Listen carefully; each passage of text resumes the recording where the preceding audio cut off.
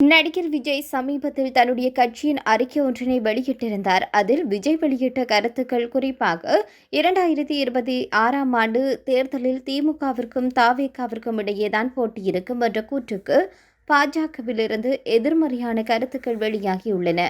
குறிப்பாக இதற்கு தமிழக பாஜக தலைவர் தமிழிசை பதிலடி கொடுத்துள்ளார்.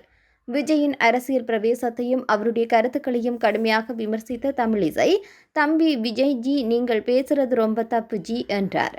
இது சமூக வலைதளங்களில் வைரலாகி பரவி வருகிறது.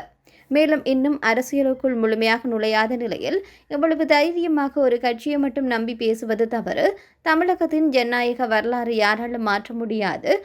பாஜக இங்கே ஒரு வேரூன்றி வளர்ந்து வரும் சக்தி. அதை வேடிக்கையாக எடுத்துக்கொள்வது யாருக்கும் உரிமை இல்லை என பதிலடி கொடுத்துள்ளார். அது மாத்திரமன்றி விஜயின் அரசியல் அறிவிப்பு அரசியல் வட்டாரங்களில் பெரும் பரபரப்பை ஏற்படுத்தியுள்ளது.